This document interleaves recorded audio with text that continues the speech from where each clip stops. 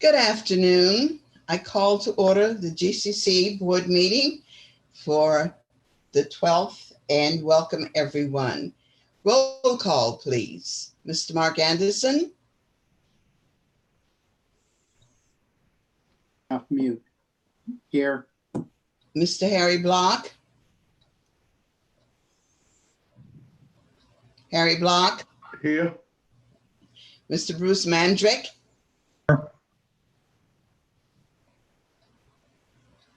Mr. Jack Turner. Present.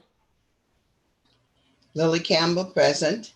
Welcome, Superintendent Peterson, cabinet members, and staff. We're glad to have you here today.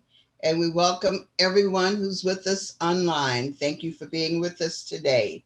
So we are here for reports, and we're excited about all of the good news that we're going to hear from our schools. And so with that, do we have public comments? Ms. Contreras. Madam President, there are no public comments that have came in for the meeting today. Okay, thank you so much.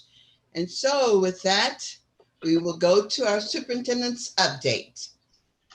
Thank you so much, Madam President. As you can imagine, a lot has been going on in the organization since we were last together. I'm just going to tell you some of the things because we don't have all night, but certainly all of Cabinet have been working on a weekly and sometimes daily basis to monitor all the news information related to COVID-19, all the decisions that are being made in relation to that affect our schools and our students, as well as everyone's projections of what they think will affect all of those things we are monitoring.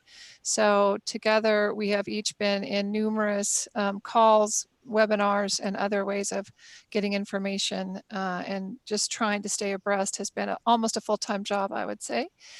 We have begun planning for next school year, trying to work out various options in terms of what we might be facing and how to plan for those options. We'll talk some more about that later on in the meeting. We've also had a meeting every 2 weeks with County Superintendent Dave Gordon with other charter leaders in the area, and feel that is a positive move that has happened due to the pandemic and trying to share information with everyone at the same time. We continue to have our adjusted schedule, which is we're now meeting weekly with the principals and vice principal leadership team. You will remember we used to meet with them every other week, and every other week was just the principals, and the other everyone in between was the whole team. We are now meeting with the whole team every week. We find that is critically important to keep everyone together, abreast, sharing, relationship building, and we're also doing our deep equity work there to get us ready for the work with the Hanover group that we're going to do in June.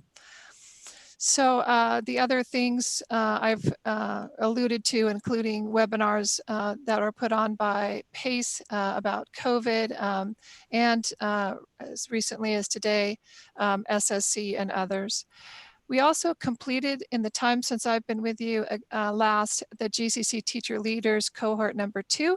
You'll remember 2 years ago, we started our GCC Teacher Leader Development Program with Lyle Kurtman and myself. It's fairly innovative to be doing this work. We're really excited about it.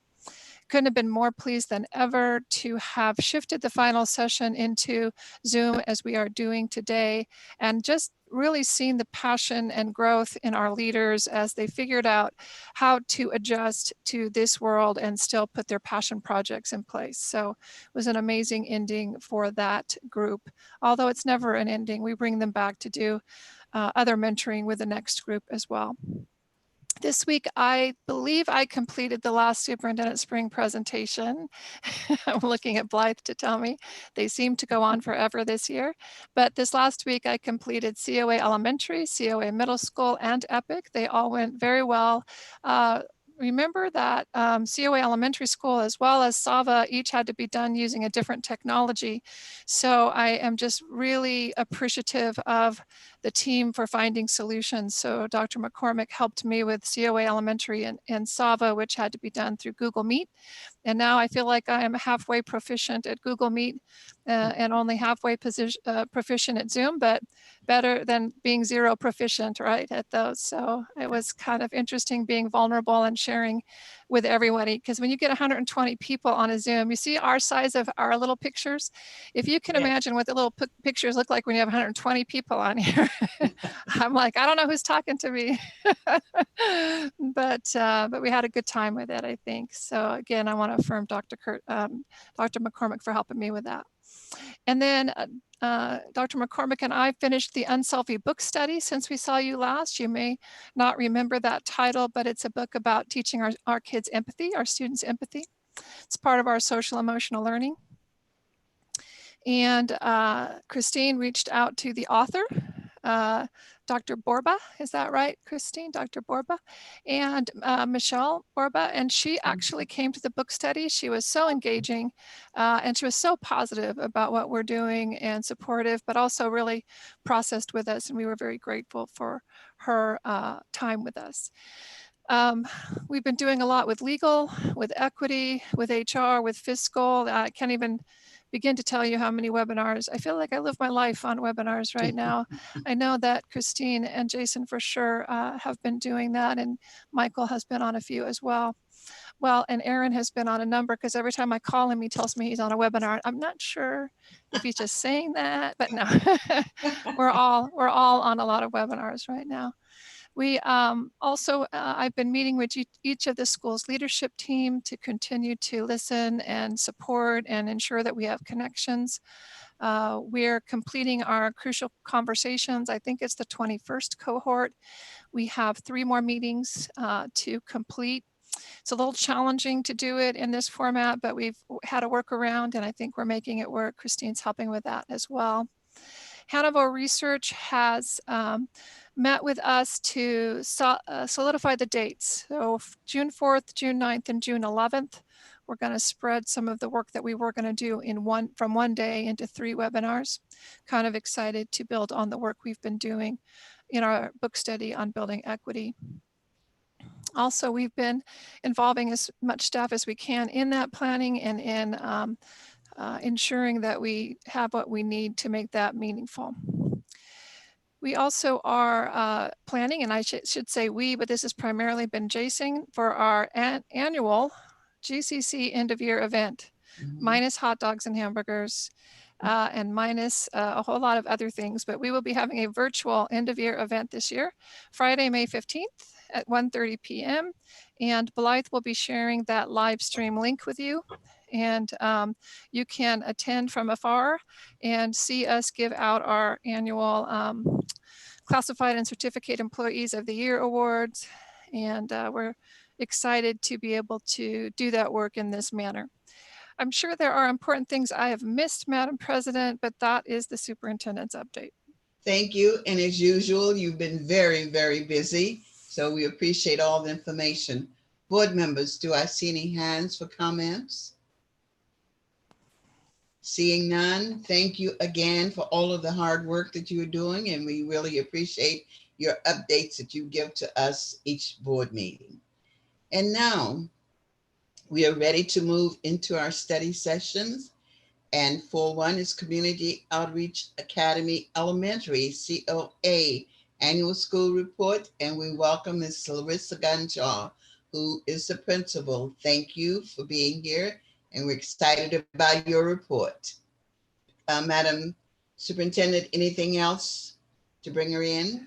No, I just want to affirm Miss Larissa. She's always does an excellent job, and she has been leading her team with excellence during this shift to distance learning. You may or may not know, but one of her key vice principals, Dr. Tatiana Kissel, had her baby a week ago, and that's a wonderful thing to celebrate. But I know Larissa's feeling a little shorthanded without her present, but she's been doing an amazing job together with her team. So just definitely want to affirm her for her great work.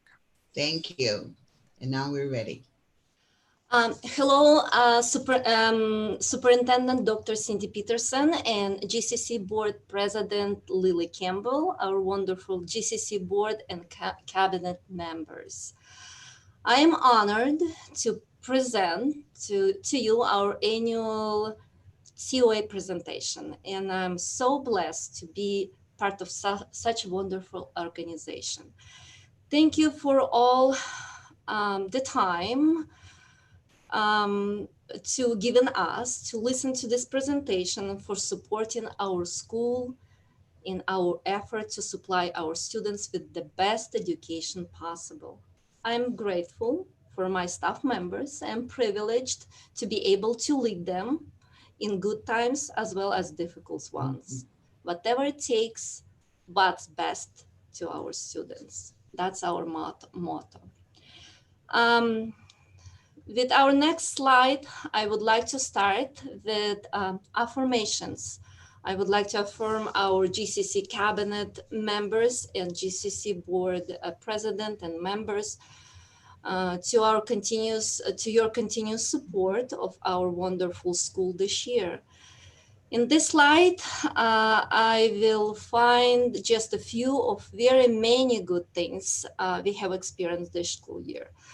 We have once again been selected as a CKH showcase school by the Flippin Group. We also got another Best of the Best award from the Russian American media for the best multicultural educational program. Also, I received an award from Afisha for outstanding service to the Slavic community and the preservation of our ethnic heritage. Of course, there are many more good things, but these are just few highlights. With our next slide, with our priority number one, of course, our top priority is student learning. And living in this time, we are putting all of our efforts to support distance learning as much as we possibly can. If our students are successful, it is a direct reflection on us and our school. With all the changes happening so quickly, we all needed to transition to online learning very quickly. And staff members, students, and parents all had to put on their quick learning hats on and transition very quickly. When we first began distance learning, we required our teachers to check in with students 2 times per week. But our teachers have greatly surpassed these requirements, with the majority of them conducting at least 3 and 4 Zoom lessons per week, in addition to one-on-one check-ins via Google Hangouts, Remind app, Class Dojo, text messages, emails, with all students to ensure they're successful.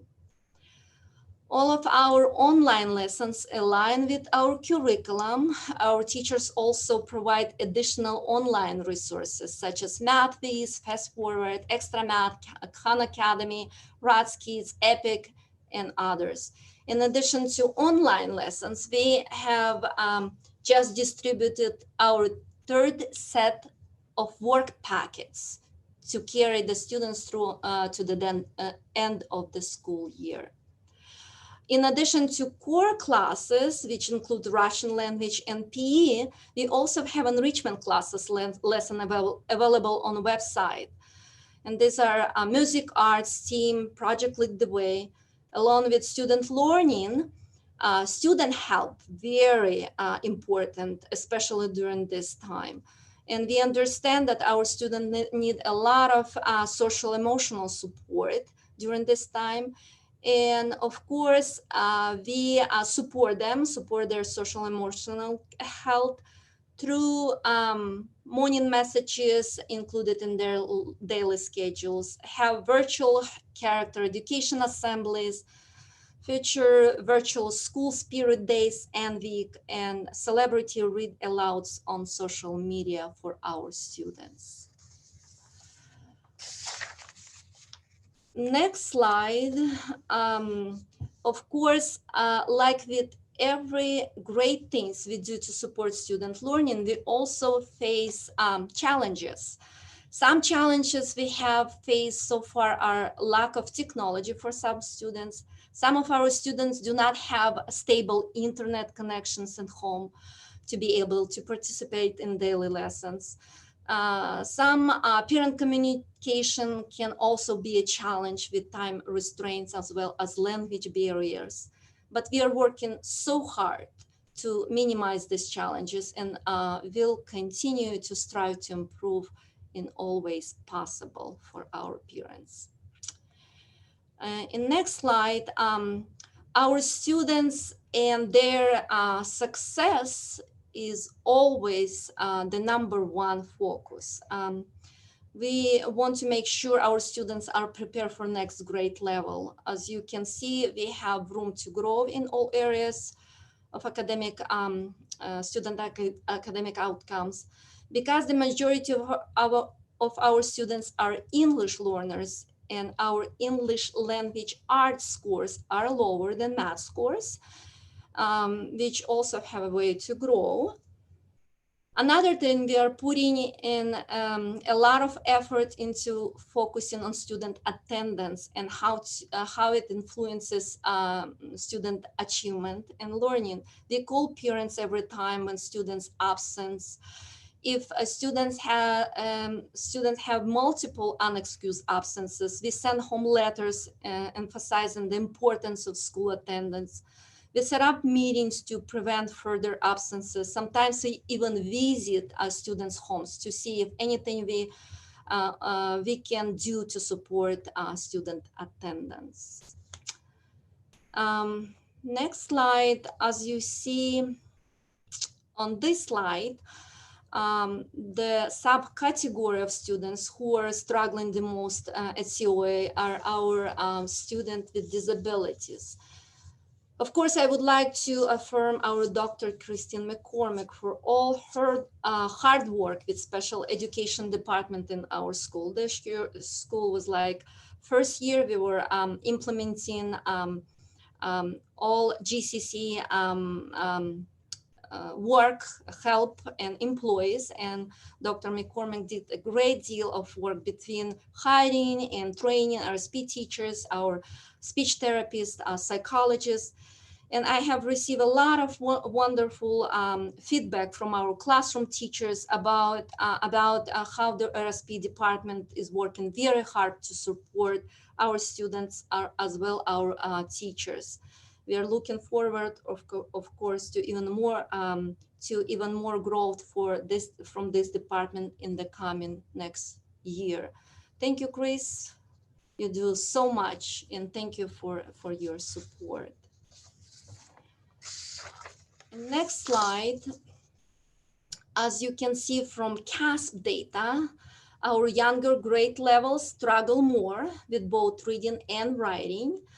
And our COAs, or our main focus this year is reading comprehension, because that is where our students struggle the most, with the majority of them being English learners. With our Renaissance learning scores, you can see on the bottom, we have seen great growth across all the grade levels, just between the start of the school year and the middle of the school year, which we are so proud of and will continue to prove. We have high expectations for all our students. Also, we have high expectations for each and every adult working in the school. That's why everyone understands that students' achievement is the main goal and the reason why we are here. Next slide, I'm going to talk that everything we do at CoA focuses on supporting student learning. And this year, our standards-based grading piloting year, we are focusing on clearly expressing our academic expectations from for and from our students. We provide, next year, of course, we will be fully implementing this grading system. And we provide a lot of intervention for our students who are struggling with math and reading. Also, we encourage our advanced students to grow further with advanced classes such as Project Lead the Way, STEAM, mental math, music, and art. I would like to thank Mr. Michael Gillespie for all his support for like of current program and piloting program here this year. Michael has been a great mentor to me and was always available to help me in any questions that I had to provide. And he had a lot of practical advice for me. He also always available, not only for me, for all our staff members. And he was always visible and helpful to our school. We will miss him greatly, and thank you, Mr. Gillespie. Thank you for everything. Next slide, with our priority number 2, maximizing technology to enhance learning. We do everything we can here at CoA to prepare our students for junior high, high school, colleges, and their, of course, 21st century skills, which require all students to be prepared, technologically skilled and advanced. We offer technology education with our computer lab hours, supplemental programs like Google Classroom, Project Lead the Way, Lego Education, 3D printers, STEAM classes, video equipment, video production classes, podcast studio with daily morning messages, student talk radio, and much, much more. The next our slide, I would like to talk about safe and healthy environment. And that's another top priority for CoA. Culture first, culture next, and culture always. We are building CKH community in our school.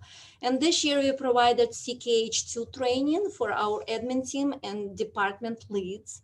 And CKH2 focused most on relationship building based on knowledge of self.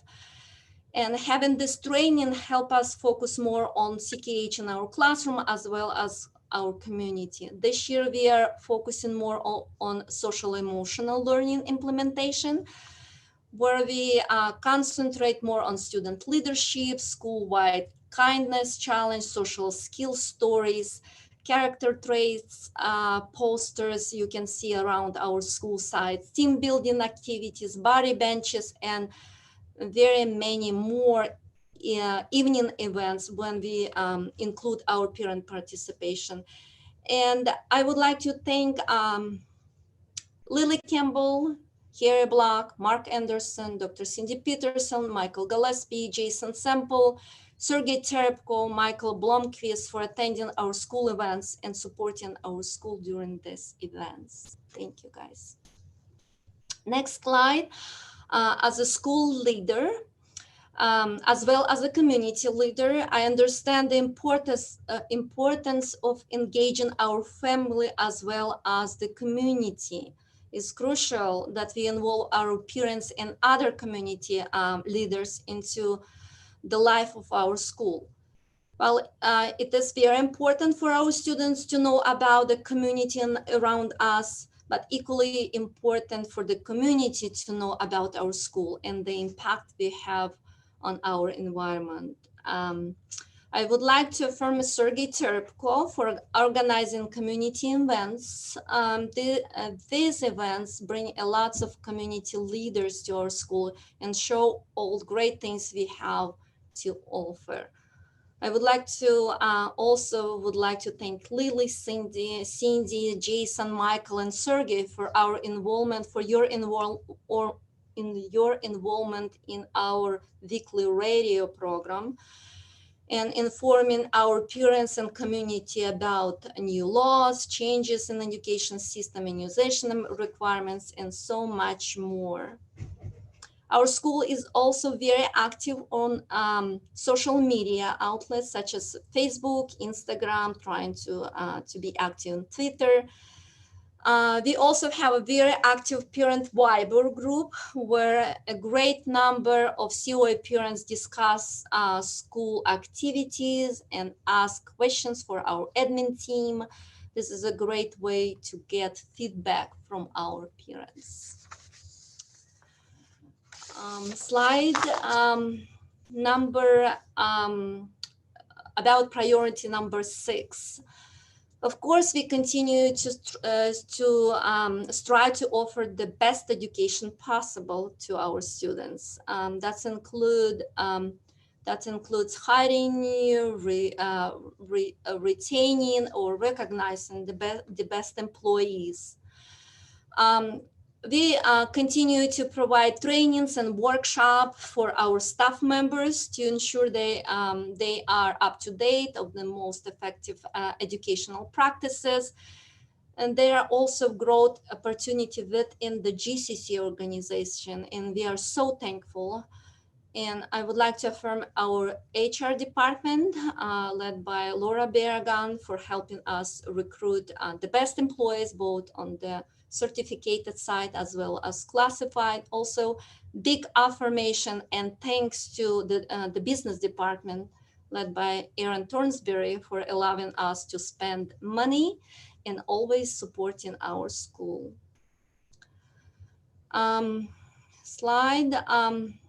Next slide. CoA has a strong culture of celebration. We celebrate our students and our staff members, and celebrating helps us build a strong sense of community and, of course, foster a great school culture of joy and makes community coming to school an enjoyable experience. With this Ubuntu focus, because we are anything is possible. My success is your success. I'm better if you are better. We embrace this, we love this, and we like this. Next slide. We continue to collaborate with our sister schools, CoA Middle School and Future High School. Also, we are continuing with our coherence work. As you know, this year, all GCC schools agreed to develop a coherent instructional framework. And of course, our CoA SLT members with admin members revisited student learning priorities in standards, school plans, GCC blueprints for excellence. We had dialogues around the purpose of an instructional framework, and together with all staff members listed current programs and initiatives specific to curriculum, instruction, assessment, and learning climate. We began our initial stages of drafting a coherent instructional framework for CoA Elementary. Also this year, we decided to bring our third grade team to venture out a little bit deeper with our coherence work this year. And our third grade team has done a great job focusing on full cycle of inquiry with the focus of reading and comprehension. And next year, they would like to bring the same intensity to focus on math. Also, they would like to work on training our fourth grade team.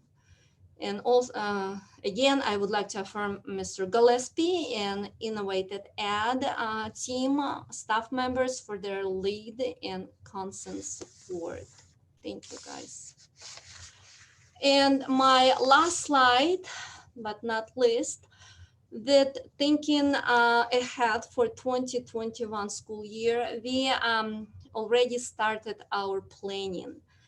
And of course, student learning will continue to be our main focus point.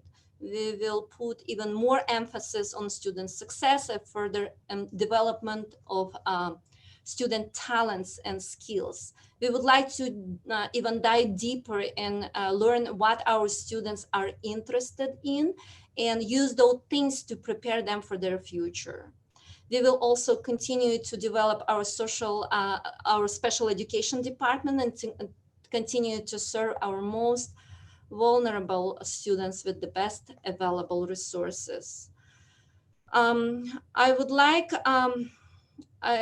also to grow further as a community and school leader by having monthly parent breakfast at our school to connect more with our parents, to show them all the steps we take to ensure the success of their children. I will also focus on being more active and visible on various social media platforms and show our school's highlights. Of course, there will be entice parent participation in our school life and draw the community toward our school. Again, I would like to thank all of you again for giving me the opportunity to present our wonderful school to you. Thank you very much for your continued support of our school and for believing in you, in us, in me, in us. I will continue to do everything in my power to support our staff members, students, parents, and community members. Thank you again for your attention and support. And of course, I would like to say big thanks to my VPs, Tanya Kisel, Michael Surdi, curriculum coaches, Catherine Michaela, Nicole Strobel, Daniel Diego, my all teachers and staff members for their big, hard work this year. I love them very much and thank you very much for everything. That's my presentation. Thank you so much, Ms. Gonshaw. Board members, do I see a hand? Comments? Yes, Mr. Turner. Larissa, I want to thank you for your excellent report and your leadership, as always. A question I asked the last board meeting on the presentation, what's been your biggest challenge in the last 2 months, given the pandemic and the quarantine of the students? Biggest communication piece, because just a lot of challenges with families, with technology, and parents' work schedule. So that's a communication piece, how to reach out, how to deliver lessons, because sometimes technology not working, just with internet, business, and all things like that. Do you have a percentage of the students that don't have access to the internet to communicate with you? We have a list every week. We are keeping our records, and the school at the end of the week we are sending letters to our parents if we can communicate, for example, like 2-3 times with them, because if we can reach them out through emails or text, so we are sending them letters. We do have a variety of ways, Jack, that we've supported them with options if they don't have internet at home. And so we have a number of free options. We've also made available internet in the parking lots. So if it is, for the most part, I believe what Larissa is saying is that most of the time when there's a lack of a contact, it isn't about not having internet. It's probably more about life struggles or other things happening, because we've made every effort to find multiple solutions to the internet access. Thank you, Cynthia. Yeah. Okay. Thank you. Any other comments from board members? Well, Ms. Larissa, as usual, your report was outstanding. Thank you. Thank you so very much.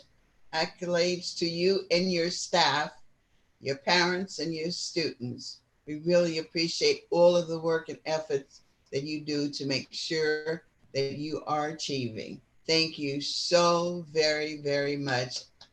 We affirm you and your staff. And I will just, second that, Miss Larissa. Great job on your presentation, but more than that, just a great job that you do every day and have done every day since you came into leadership here. And you make us all proud every day. So thank you for your Yes. good work. Thank you. And now we are moving to 4.2, Community Outreach Academy Middle School.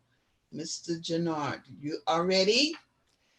Absolutely. Okay, Larissa but wait. is always Yeah, a challenge to follow. I'm gonna Yes, have Cindy. Miss. Yes, I was just going to say before you start, I just want to say that it is a challenge to follow Larissa, but you are a team, right? You do the Absolutely. middle and she does the elementary. And remember also, Scott and Larissa have been even more of a team this year because it's been an entire year of them working in doing the hard work it is to keep everyone on board while we do a full year of transitioning the 6th grade over. And so they have been working very closely with their community and with teachers to make that a powerful thing. But along with that, I just want to say, Scott is doing some really good work at the CoA Middle School program. I know he has an amazing staff that is probably watching on the live stream, but and I know he's going to represent them well, but I will say one of the powerful things is that the work that Scott brought and his knowledge that he brought around technology and their work transitioning to one-on-one prior to the pandemic has certainly served the school well. So kudos to you, Scott, for that work. And then Thank you, Cindy. let you just take off and shine right here then. Thank you so much, Cindy, for those kind words. And thank you so much, board, for this time, cabinet, staff, audience. It is one of my great joys to talk about CoA Middle School, especially in front of such amazing people.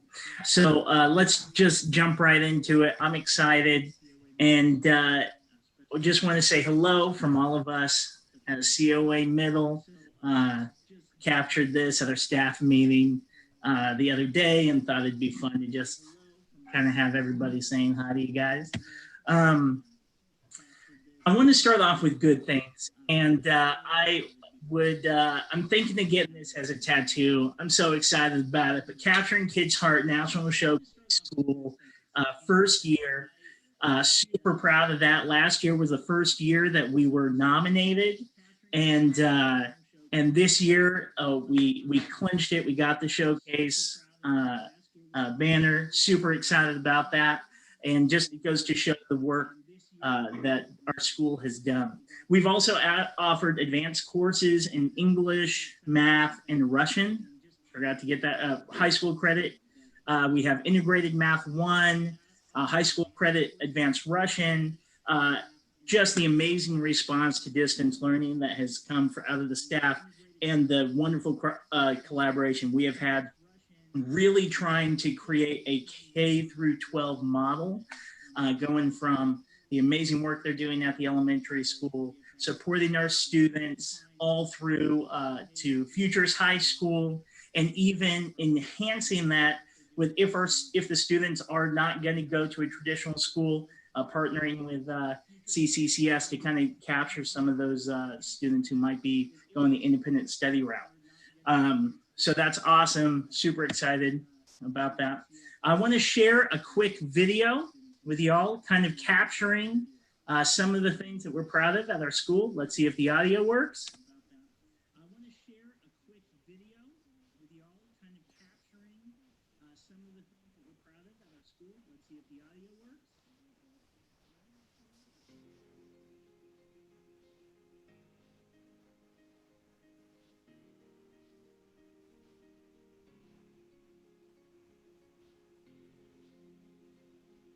I don't think the audio is working, so that's okay. But just know that, was the audio working for you guys? No. Okay. But that's just kind of a great video that kind of captures some elements about our school. I'll send that out to you board members so that you guys can kind of get a feel for that. It feels good, but tech issues are tech issues. One of the things that we really focused on this year for our students is rigor. We found this quote from Sir Ken Robinson, who I have a particular appreciation for. And that's, for most of us, the problem isn't that we aim too high and fail, but it's just the opposite. We aim too low and succeed. And that's really been a driving force for our program. Whether we're talking about our coherence work, our academic focus, whether we're talking about distance learning, really trying to maintain high level of rigor in no matter the challenges, whether we're talking about distance learning, really trying to maintain high level of rigor. Okay, that's okay. Let's not worry about the sound. I don't want to mess this up. But I think that you guys will see that. Okay, that's okay. Let's not worry about the sound. I don't want to mess this up. But I think that you guys will see that. That's okay. Let's not worry about the sound. I don't want to. Hang on a second. But I think that there we go. All right.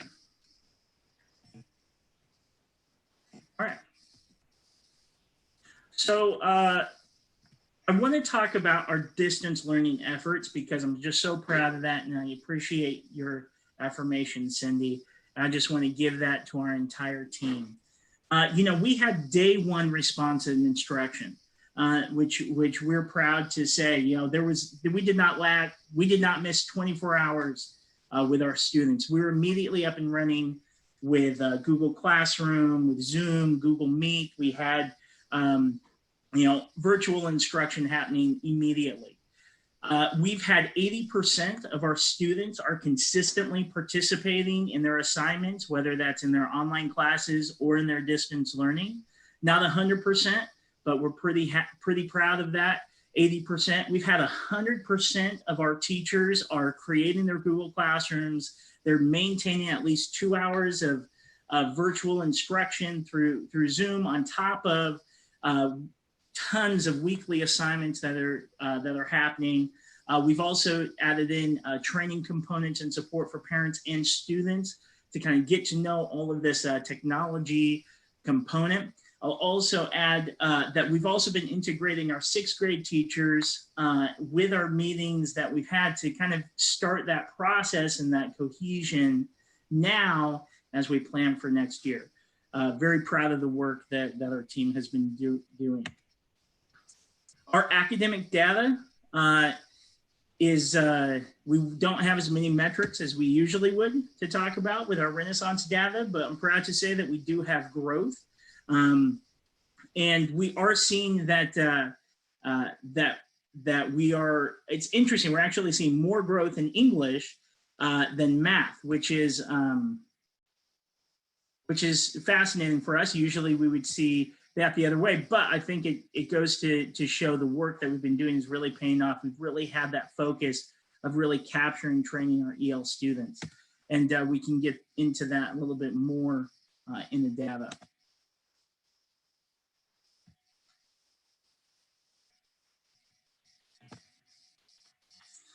So if we look here, you guys are probably familiar with the California dashboard. There's yellows, there's greens, there's reds, oranges.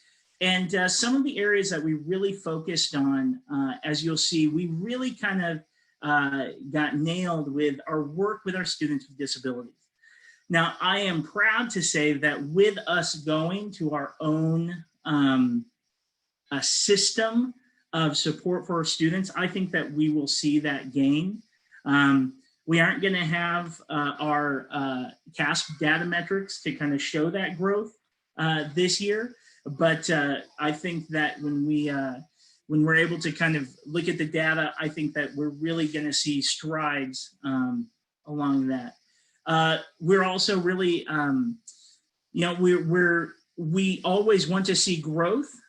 We are, meeting standards in some areas, but really we want to make sure that we are always growing year over year and not just settling with comparing ourselves to local districts or even for the state, but always pursuing that excellence.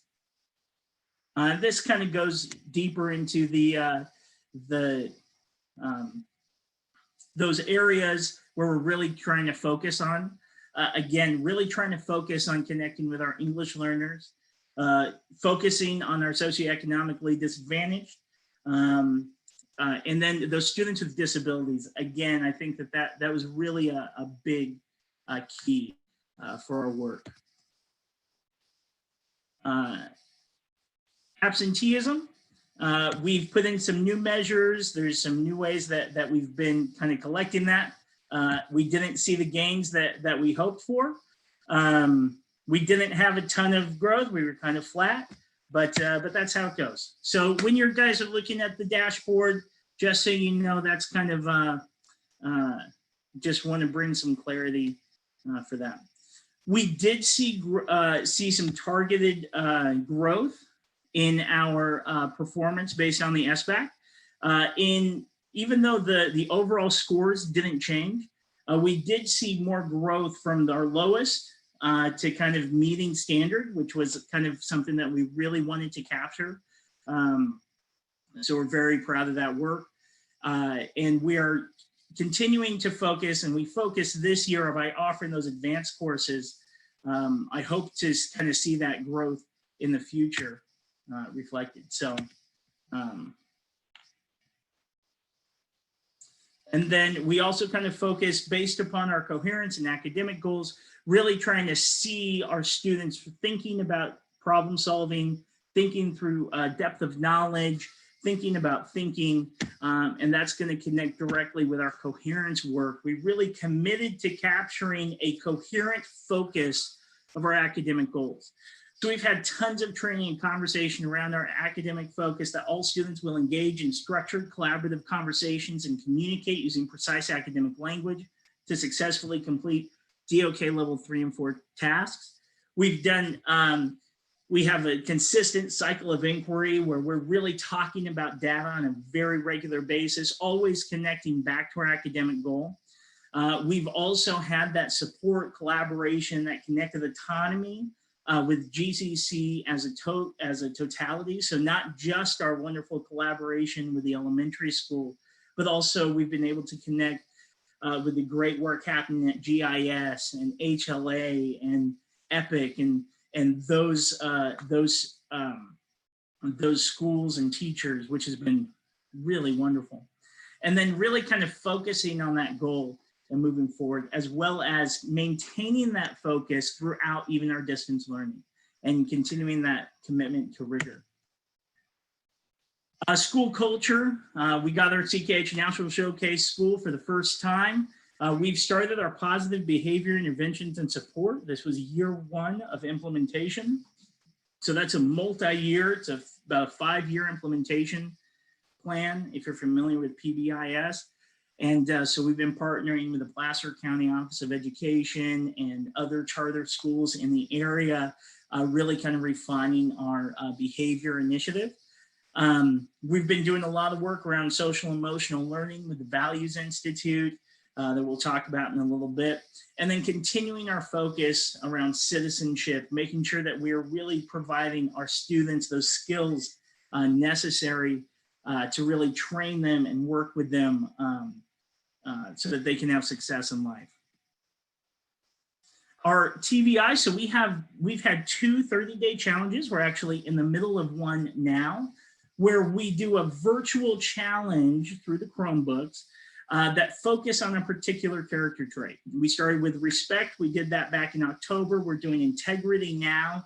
And we just have tons of activities, students throwing high fives at each other, doing shout outs, good things. And we've had over 100,000 actions taken.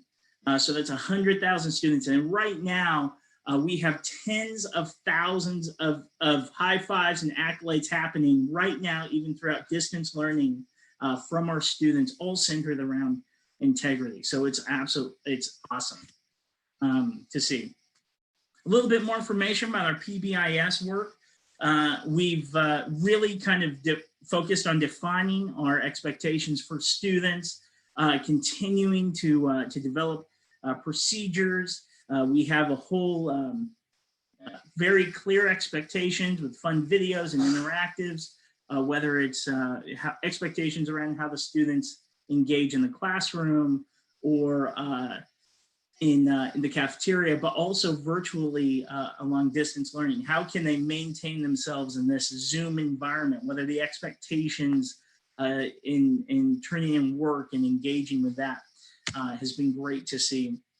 And we've also connected with our CASEL core competencies, because we want to make sure that as we are developing our students, we have our commitment to PBIS to kind of give us the structure, the consistency, and the framework. We have capturing kids' hearts, which really kind of gives us those practices, that consistent element. But we also want to make sure that we're hitting on those 5 core competencies, that we have self-awareness, self-management, social awareness, relationship skills, and we're really having students make responsible decision-making. This has been especially important, again, in this distance learning time, where students' responsibility and ownership and autonomy just goes through the roof. And we're very proud of the work that we've seen. Again, the model for 21st citizenship is something that we are focused on: global engagement, civic literacy, and digital citizenship. For our students, that's remained our focus for the past 3 years. And will continue to be, for really trying to make a coherent connection with everything we do, focused around making successful students for the future. We've had great community engagement. In fact, I think the last time I saw you, Lily, was at our International Women's Day celebration, right, right before all this went on. I think I was sneezing on you or something, as I recall. But that's been, you know, it's always wonderful to have those celebrations. Also, we've had, we've been on the radio for students, myself, our people just kind of connecting with the community as much as possible. We have our parent universities. We have monthly coffee with the principal. We have service learning programs where our students go out into the community. We serve over 4,000 pounds of food out. We collected and then brought to the Sacramento Food Bank, and then we served out meals to the community, thousands of meals as our students during the holidays. And then we've had lots of engagement around our 6th grade expansion. We've had social media, we've had emails, we've had surveys, we've had discussions, we've had parent universities, just really talking about that in partnership with Larissa, just getting the word out about how excited we are about that 6th grade expansion. Just want to affirm Larissa and her team has just been so amazing in that effort. And then our team, you know, we've had just wonderful retention. Our teachers feel supported. They feel that they operate in a positive culture. We are continuously training our staff. We do staff affirmations. We do celebrations, staff of the month, you know, activities, fun. And it's been a challenge to figure out how to do that in the digital world, but we're trying our best to celebrate in Zoom meetings and staff meetings and keep that going. And it's just great to see so much consistency with our team. 6th grade expansion has been such a big project. And as you'll see in that top picture there, that's 6th grade students coming and visiting our campus. That's me and a couple 6th grade teachers on the floor about to get run over by a BMX biker.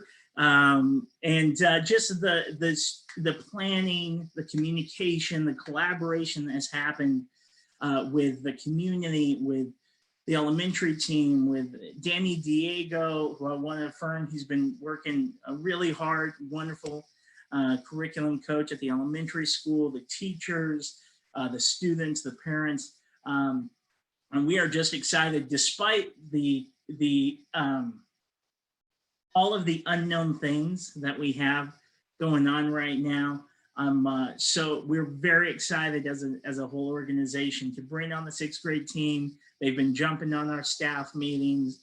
We've been collaborating, talking about what next year looks like. We've got construction going on in our classrooms. Just want to affirm you guys for supporting us, making sure that our students are coming when they do come to just a wonderful, beautiful space with great furniture, great rooms, and I think that's going to be an absolute wonderful improvement for our class, for our school. What's next? We're excited. We've talked about our special education program. We're excited to go into year 2 of that. PBIS implementation going into year 2 of that work. Very excited. The work that we've done in collaboration with the elementary school, the high school, really continuing to get that K through 12 feeling. And then also the work we're doing with blended learning. And blended learning is kind of what we're looking at moving forward into next year, taking our distance learning and really blending it into our educational platform so that this time isn't just a time of challenge, but also growth, and that we really kind of can develop as a team and take into our planning of next year. So we're excited to see what happens, even though there's a lot of unknown. But that's all I have. I do want to say thank you so much for your time and all the amazing support that you give us as a school.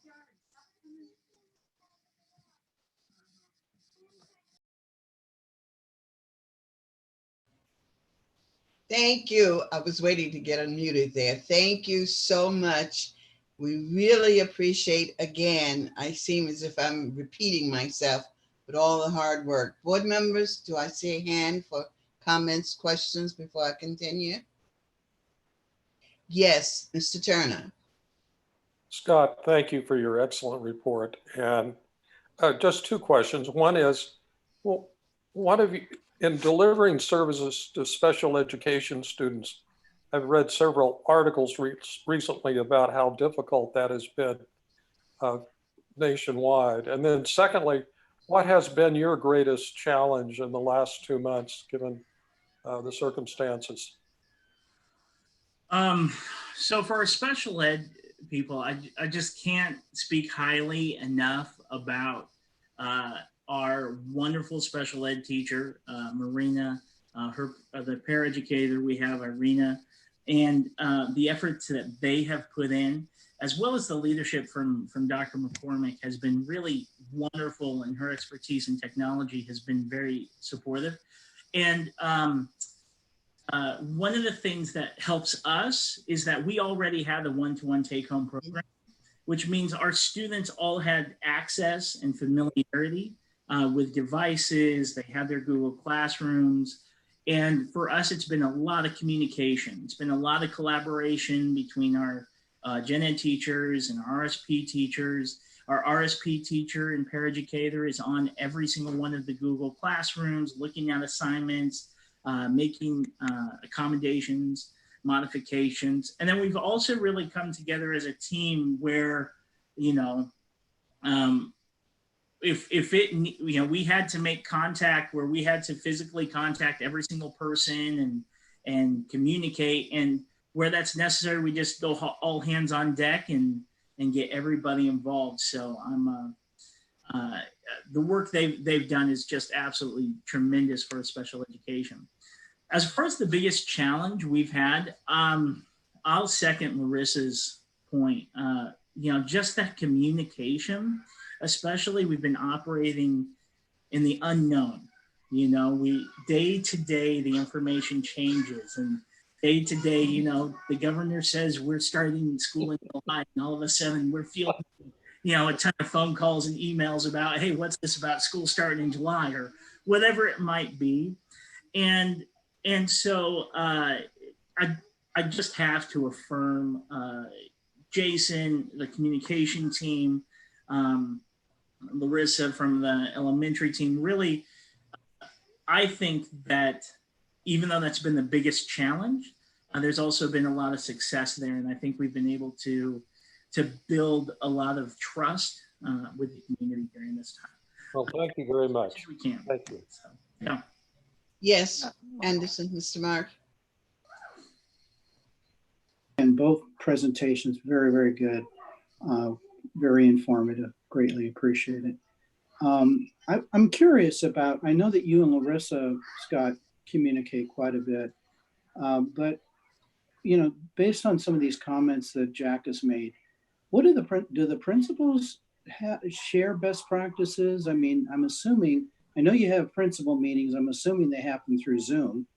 Are you sharing these challenges and maybe some ahas that you've come up with between the collective group of principals?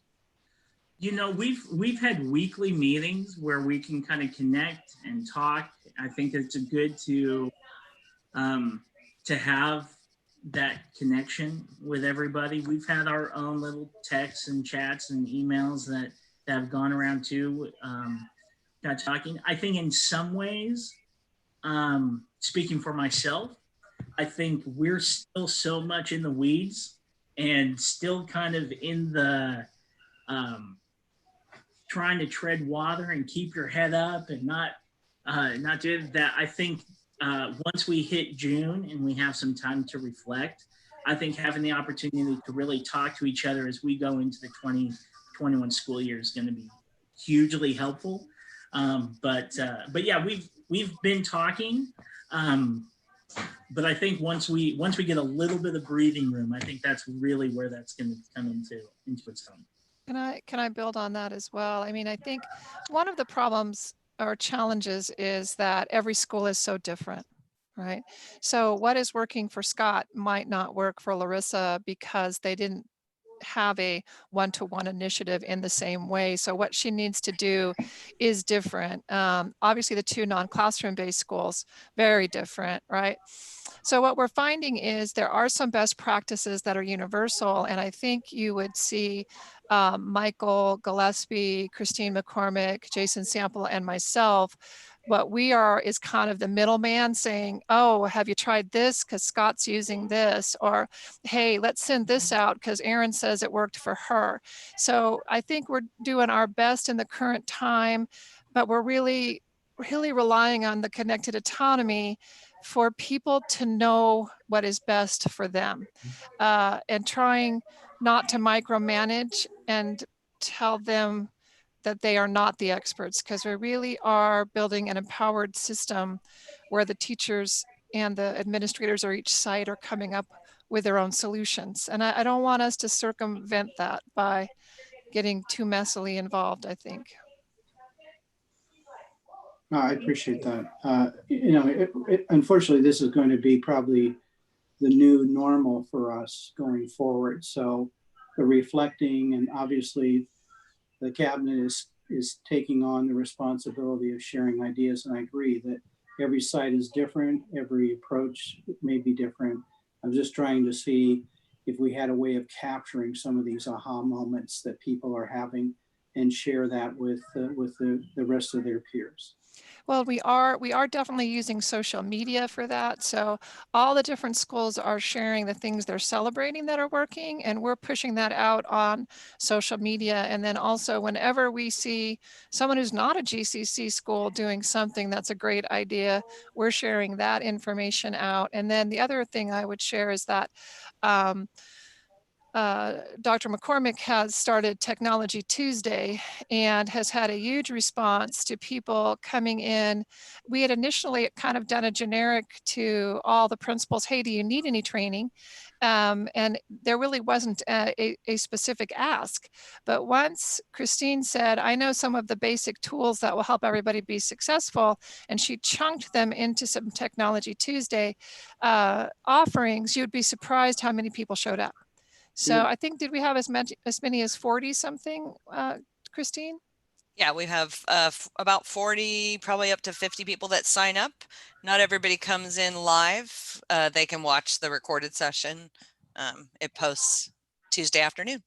Yeah, and I do think, Mark, I mean, by the way, by helping Scott answer, I'm not saying that your question isn't a good question. It's a great question. I think we are on the fly doing the things we can. And I think what Scott said, which is also true, is I think we need to get through the end of the school year and then sit down and say, do a little more just kind of generalized reflection and best practice sharing that isn't about solving today's crisis, but is about what worked and what didn't work.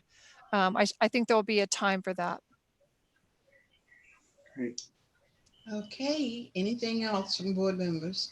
Again, Scott, thank you. And I Thank do affirm that you were a little bit ahead of some of the others. I was there when you rolled out your one-on-one plan to your students. So you had the vision before this online instruction came about. So congratulations for Thank you so having that much, Lily. technology vision. Thank you. Thank you. Great job. So Great both job. both And of you please have give done our a accolades to yeah. your staff. Both of you did a great job, and we appreciate your annual report to the board and your many efforts to make that work. Jason, at this time, are you asking them to sign off to go to the live stream? So we will say thank you so much, and Thank you again for your we time. appreciate you. Thank you. Bye-bye. All right. And so with that, we are now moving to review and information. Item 5.1, digital learning plan. Madam Superintendent. I am digital learning plan. I'm looking to see, is this Dr. McCormick? It is. All right. So good evening, board president, board members, cabinet, Dr. Peterson. Just this section here and the comprehensive learning plans that you have before you are a follow-up to the presentation that Michael Gillespie and I did a couple board meetings ago, where we sort of gave you that introduction to what the plans were. Well, these plans are continually being reformatted, but we wanted to bring a draft to you of where they are now. Some high points that you'll find addressed are sort of their next steps and how they're serving students in a lot more detail, including what their grading practices might be, which supports the governor's directive in his order about holding students harmless, looking at specific curricular components and how those are addressed by grade level, and then of their plans to serve some of their high need populations. And I'm happy to answer any questions you might have. Any questions, board members? Anything you've had a chance to look over the plan? Any comments? Hearing, yes, Mr. Block. It's going to take me a little while to go through all these, and I have some comments later. We kind of briefly just kind of looked at them. So that's it. Okay. Anything else? Thank you very much. You're welcome. So if Yes. I could kind of add on that, I just want to affirm all of our school sites, because we did have a let's survive the moment the pandemic hit plan. How are we going to get something happening right now? Let's survive, let's get it out there, not knowing that it was going to go on as long as it has, right? And you saw that, and I think it was of integrity for what we believed it was at the time. But I really want to affirm all of our principals and their teams, because what you have in front of you when you do have the time to look it over, because it is quite a plan, and it's different for each site, which is, Mark, what we were talking about. Each site has a plan that works for them with their program and with their teachers and their student base. But it is, all of them are highly excellent, and also all of them incorporated feedback that they got from their stakeholders. So every single principal and site put out surveys or did anecdotal information gathering, et cetera, and then made sure their plan responded to what people were suggesting. You know, if it's too much or not enough, or I don't understand, they changed their plans to support that. So I just really want to affirm, Madam President, all of our administrators for that hard work they've done to create not just a plan, but to be implementing a plan with integrity for the rest of the school year. And so the board does affirm too. Thank you so much. We appreciate it. Okay, and 5.2, promotion and graduation plans for GCC schools. I think Mr. Sample's going to handle this one. Are you? All right. Yes, I am. All right. Good evening, board president, board members, Dr. Peterson. I just wanted to bring this item tonight just to review with you the promotions and graduation plans for each of our schools. We're really excited. I will tell you, last year, we did a lot of work around a book study with our principal and leadership group on design thinking. And one of the things that I want to affirm our entire team for is them really using the design thinking process to come up with what I think are some very creative ideals and involving their stakeholders, their parents, students, as well as staff in coming up with their decisions. So what you have in your packet are kind of the plans for all of our sites, and I'll just summarize those plans for you tonight, just so you'll know. The majority of our high schools, being CCCS and SAVA, as well as Futures, will be hosting virtual graduations and really encouraging or creating what's called watch parties. So if you watched the NFL draft this year, it was actually one of the highlights of this season that we're all in that many of the draftees commented on how they were able to spend and share this special time with more family members. And so students will be encouraged to invite their family members over to their homes and residences as they go through the virtual graduation. Also during that time, as you may have seen in the plans, and I know there were a lot, so you may not have been able to get through all of those, but all three of our high schools will be preparing and having some type of picture that will occur when students come to pick up their caps and gowns, so that they also not only get the video, but they also get a picture to remember. And then last week, our GCC Foundation actually approved making sure that we can provide all of our seniors with a yard sign. Dr. Peterson, I was looking at the sign, and we actually have a very sweet statement that says, "We love our seniors."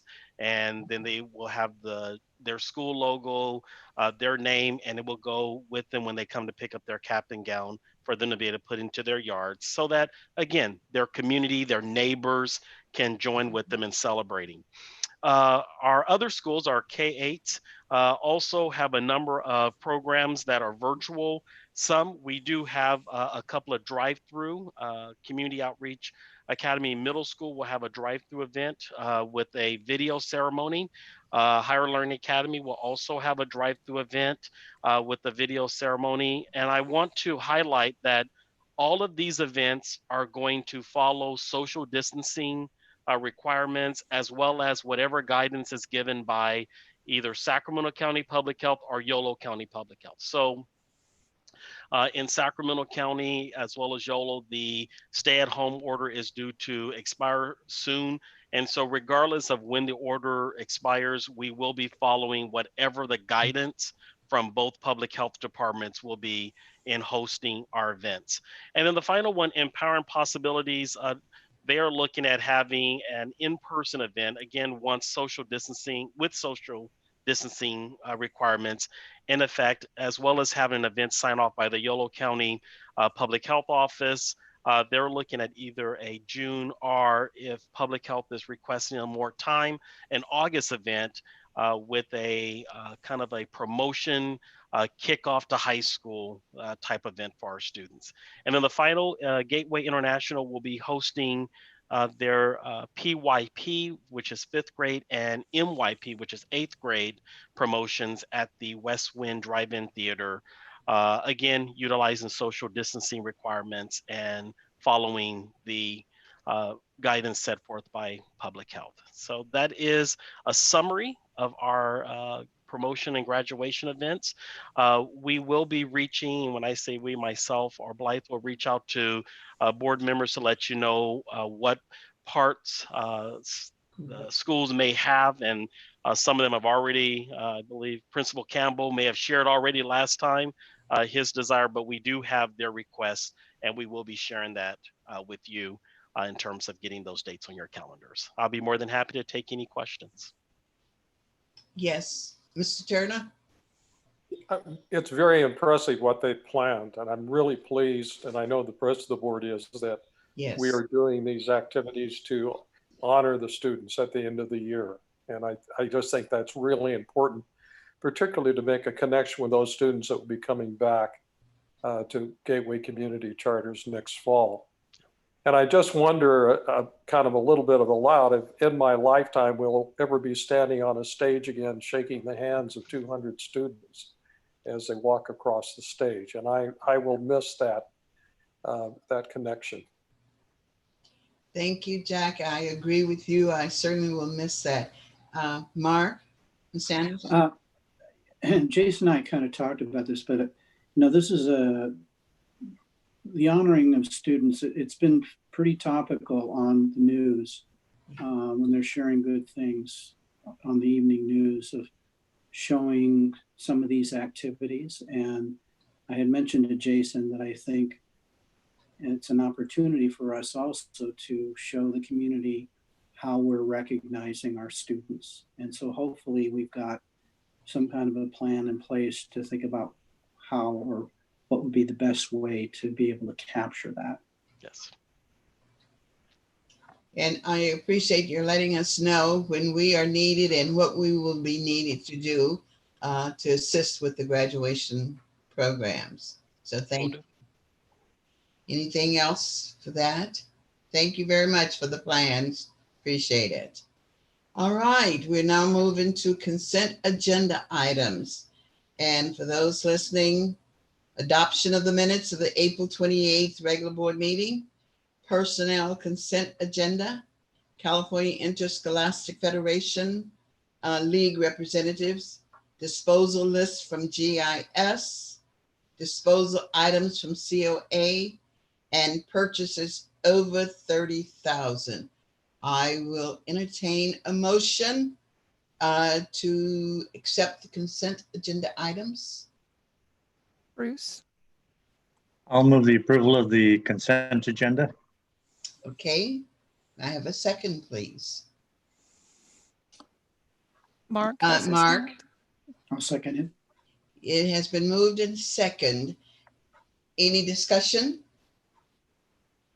I would just like to make one mention of the personnel consent agenda item. I see Mr. Gillespie is on that, and it is with sadness that we recognize you and know that we all move on eventually, but we're certainly sad to see you go and hope the best for you. And you've had some great accolades this afternoon for all the work you've done. So thank you. Thank you very much. We're going to miss you. Thank you, Ms. Lilly. Thank you, Michael. And if I could add to that, if you're not aware of the details, so Michael has accepted a very fine position with the El Dorado County Office of Education, and he's quite excited to be moving into the role of an executive director there, where he gets to be the grand poobah basically over 3 charters, and also have a very significant role within the county office of shaping their strategy and their strategic plan and their work within the state. And I know he's quite excited about this and sees it as, an opportunity he could not pass up. He's assured me he still loves us. It's not that. I sure hope so. And we still love him as well. And like you said, greatly appreciate everything that he's done for us. So yes, definitely. We will miss you. Your smile and all of that. So Jack Turner. Jack. Yes, I just want to say, I assume now we're going to be expanding into the El Dorado County area and looking for new charters. That's a no comment, no comment, no comment. Shame on you. Good fortune in the new position. Thank you, Michael, Thank for you all very the much, years everyone. you've been here. Thank And you. now, hearing nothing else, I will call for the vote by yay or nay. Okay, alphabetical. Mr. Anderson? Yes. Mr. Block? Yes. Mr. Mandrick? Yes. Mr. Turner? Yes. Campbell, yes. The consent agenda items have been approved with the comments from about Mr. Gillespie. So moving on, business 7.1, economic state budget and revenues, shifting, uncertain, and devastating. Yeah, that would be my exciting presentation. So, so let me bring that up and then we'll get started.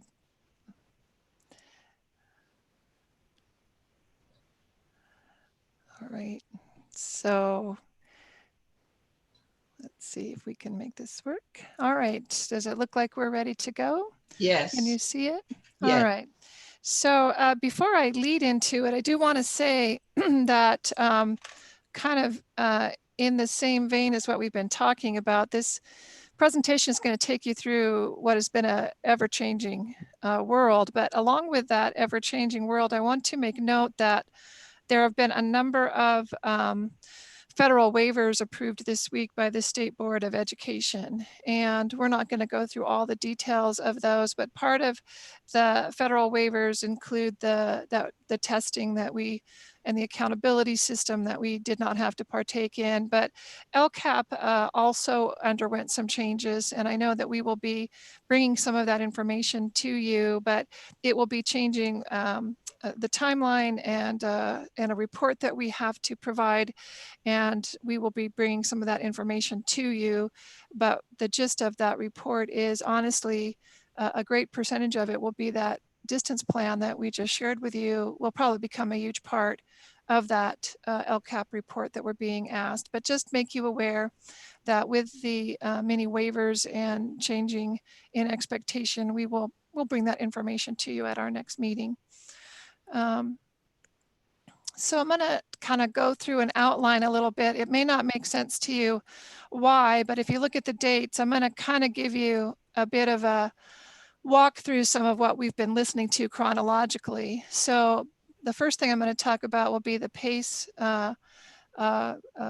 presentation that I listened to on April 28, but you need to know that certainly that was a month, more than a month after we shut down for this pandemic. And in that space of time, there were also daily updates. I'm not going back that far, but understand that in the first month after we closed down, the news was, well, this is going to be a little hard.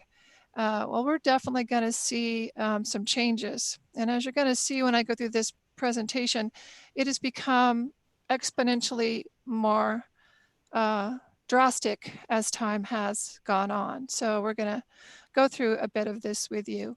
So the first thing is that we have a lot of, wait a second, that's not, I don't think that was, okay, so this is the PACE report. So policy analysis of California. So a lot of this is about remembering that we have some very high costs that we are trying to handle as a education system. So this is a nice way of reminding us that for special education, our caseloads have been ever increasing and our amount of funding has not, which has been quite a burden on the system, and we don't think that's going to change. Along with that, the other contribution to what has already been a impacted system was, of course, our growing pension liabilities.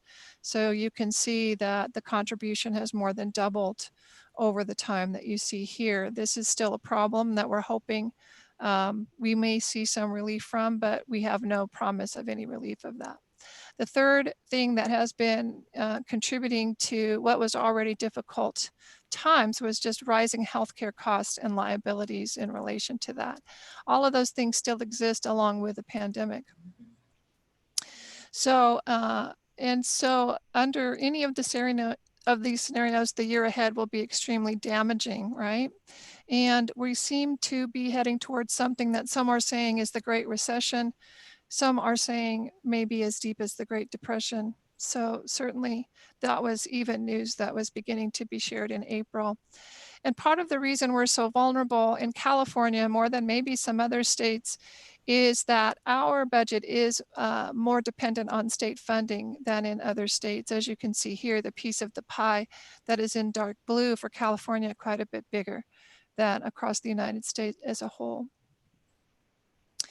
And that's a very volatile set of funds because it's reliant on personal income tax, right? And as we know right now, by the way, we don't know how hard the personal income taxes have been hit because the tax deadline was pushed out to July. So we're going to be doing our best to approximate the damage of the pandemic, but we won't really know for sure. So according to the April PACE webinar, these were some of the implications, obviously. At this point, they were talking about maybe 15%, but one of the things that they are saying is that, of course, the highest poverty schools will probably experience the largest drops. Why would that be? Because the highest poverty schools have supplemental and concentration funds, which will be hard hit during any kind of fiscal cutbacks that we experience.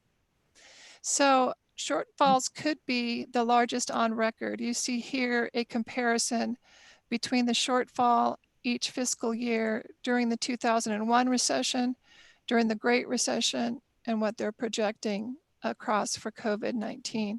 And I'm thinking this might be even deeper if they've revised it 2 weeks after this was given. So then on May 7th, so this is 2 weeks later, it's not quite 2 weeks later, the Department of Finance put out something letting us know that this has been an incredible hardship, as if we had not figured that out, and that it was devastating to families and businesses, that we were in fact in a national recession, and that we would see rapidly rising costs in health and human services caseloads, as well as the decline in income. They went on to talk about how while we thought we were beginning 2020 with a strong bill of health, strong economy, historic reserves, structurally balanced budget, things looked good, 3.9% unemployment rate, and the wall of debt had been pretty much eliminated. Supplemental payments were made to retirement obligations. In fact, the 2021 governor's budget in May reflected a $5.6 billion surplus. That budget reflected a record level of reserves, $21 billion in fiscal year 2021, and $18 billion was projected to go into the rainy day fund. Revenues through March ran $1.35 billion above January's projections as markets were outperforming. Didn't everything look really good in March? Mm-hmm. And then, right? The rapid onset of the COVID-19 pandemic created a severe impact globally, nationally, and statewide. California has led to the following, okay, COVID led to the following. In the last 1 week reporting period, this was as May 7th, remember, in the last 1 week reporting period, nearly 478,000 claims were filed in California for state and federal unemployment. Since mid-March, more than 4.2 million claims have been filed. Job losses have occurred disproportionately in those in the lower wages sector, right? Which amplifies the disparity of the haves and the have-nots that existed before the pandemic. Finance projects that the 2020 enrollment rate will be 18%, which is much higher than it was during the Great Recession.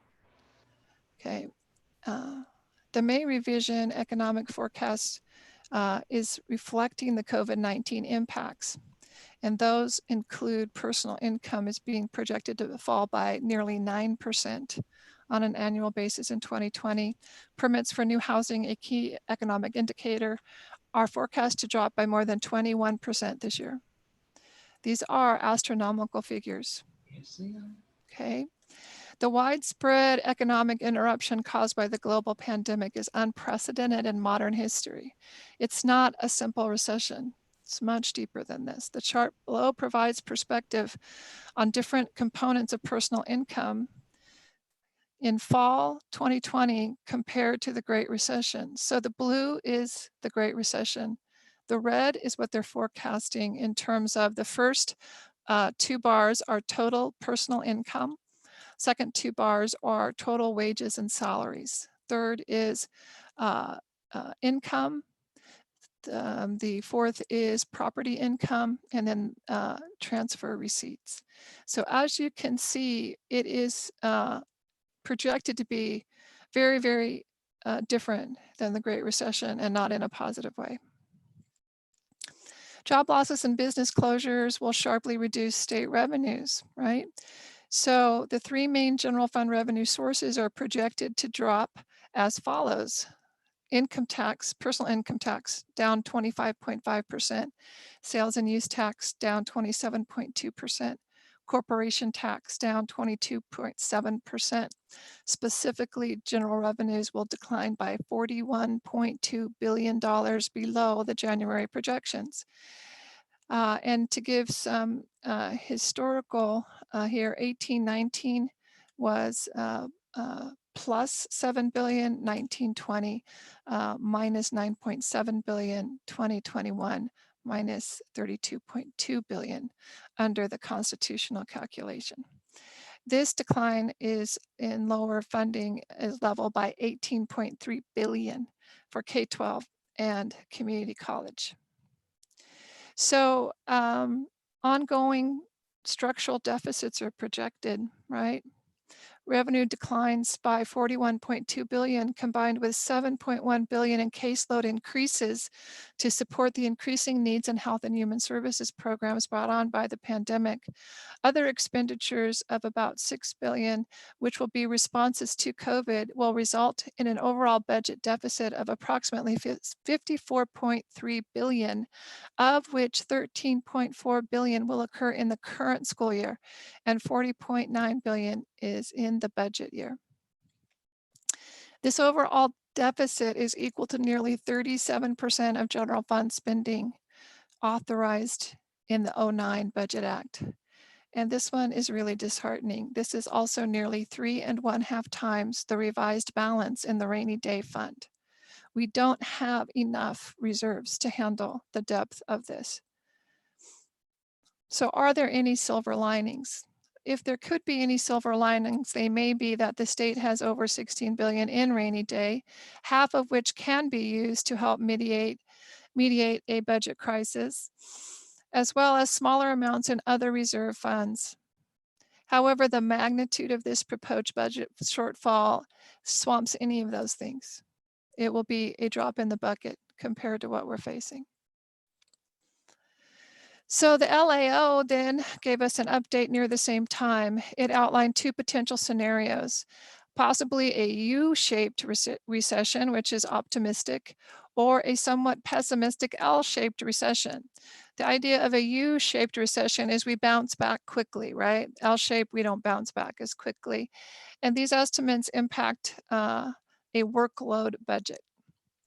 The LAO's estimates include holding K-14 funding largely flat between current and upcoming fiscal years and includes funding statutory cost of living adjustments, reflecting LAO's definition of a workload budget. If the state were to adopt a workload budget, it would end the next year with an $18 billion deficit under the optimistic U-shaped scenario, and with a $31 billion deficit under the not so optimistic L-shaped recession. So while this may appear to be a bit more optimistic than the Department of Finance we just heard about, they're actually quite close. There's just assumptions that are slightly different between the two. So if the state funded K-14 education at the constitutional minimum per Prop 98 funding formulas, education funding would be cut 10.1 billion under the U-shaped scenario and 15.4 billion under the L-shaped one, which is slightly more optimistic, not much, than the 18.3 billion cut that was outlined by the Department of Finance. And then we move to school services because, you know, we've heard from PACE and we've heard from these other entities, DOF and LAO. So here's school services on May 7th. School services tells us that a $41 billion reduction in state revenues from the governor's January estimates will make a $18.3 billion reduction in Prop 98 for 1920 and 2021 fiscal years. So although the Department of Finance didn't provide a fiscal year breakdown, our best estimate, that's SSC, is that the current year guarantee is reduced by approximately $3.7 billion, while the 2021 guarantee would be reduced by $14.6 billion. Okay, that means that based on the governor's January estimates, the current year and budget year minimum guarantees are $77.9 billion and $69.4 billion. One of the things to note here is that when we went into school closure and we kept everyone's jobs and we paid as many of our contractors fully as we could, it was under the understanding that we were going to be held harmless. The very interesting, intricate way that that is being presented is we are held harmless for the number of students in our ADA. We were not held harmless financially, okay, because they can always go back, right? So across both fiscal years, the new estimated loss in education funding is equal to a negative 22% cost of living adjustment. Read that one more time, negative 22% cost of living adjustment on a per average daily attendance basis for the 2021 total per ADA revenues, inclusive of the LCFF, it would be down by between 2,600 to 2,700. That is per student, 2,600 to 2,700 per student, according to school services. And then CSDC came out the next day with their take on things. This Eric Premack, he's saying that the members are asking them to translate this. He says that it could be anywhere between 1,500 and 3,000 per student. He's looking at the same documents that I just read to you. So he's looking at LAO, DOF, and other people, and it's, as he's saying, the actual impact, really nobody knows for sure. Everybody's making their best guess is what he's saying, and he is saying they are all crude estimates. The impact on local property tax revenues are actually unknown at this time, right? So we're also looking at whether the state uses any of its reserves above the minimum mandated. Historically, the state rarely funds above the formula minimums. Whether the adopted budget cuts or deletes proposed new or existing K-12 funding programs is also a part of this. CSDC presumes most augmentations will be quickly jettisoned, freeing up at least another $2 billion. Okay, but still not a pretty sight. According to CSDC, anywhere from 1,500 to 3,000 per student. Just a reminder of the Great Recession. In the Great Recession, we often saw what we called, these are called alligator charts by some of us, that this is what looked like an average loss under the recession. So at that time, we went from, in 0809, from 6,150 to 5,668. And then the following year, the alligator's mouth was quite a bit more open, right? And we lost a whole lot more. So we're looking at if this is deeper than the Great Recession, that loss is going to be even greater. And the only maybe possible silver lining is this picture that shows that dotted line shows deferrals. And so the bottom number at the bottom corner of the page, 4,268, were actual dollars received.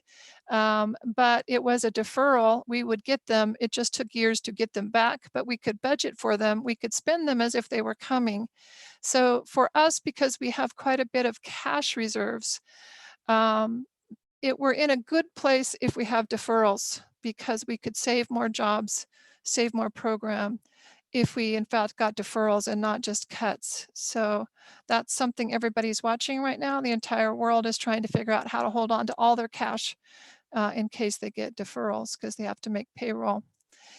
So other things we need to take into account is that we have no idea what next school year is going to look like, okay? We don't know how it's going to be configured. We don't know what constraints we're going to be under. We may have unknown enrollment and staffing implications as outcomes of the pandemic. We have very little hope of having a vaccine in place by fall. And according to Dr. Fauci, we're really not talking about necessarily treating a student who gets ill, but how the student will feel, and if the student will feel safe in going back to school. It's a big unknown in terms of not just the student, but the families, and whether or not, based on how this progresses, they will feel safe in school. EdSource put something out today, and this is what they were saying. We have to address an issue that's on the mind of tens of millions of students, parents, and educators. How are we going to open schools and colleges in the fall? An announcement came out today that many of the colleges, the UC system, is not going to open. They are only going to do distance learning, right? So it is based on the availability of widespread testing, implementing sound hygiene and social distancing practice. Sorry, I left that S off, and taking into account local conditions. One key will be whether or not we have access to widespread testing and contact tracing, which the health leaders promise will be available by the fall. And the expectation is we would have 40 to 15 million tests available per month by the fall. They would need to be deployed in a strategic way. And we would still continue to need to practice and change our practices in terms of sanitation, cleanliness, distancing, and face masks. All those things, if you are not hearing them, cost money, okay? At a time when we're saying we're gonna have significantly less money. So some of those configurations we're proposing many different options, but I'm hoping that this video will work. Jason may have to help me. I want to make sure. So someone tell me if this works.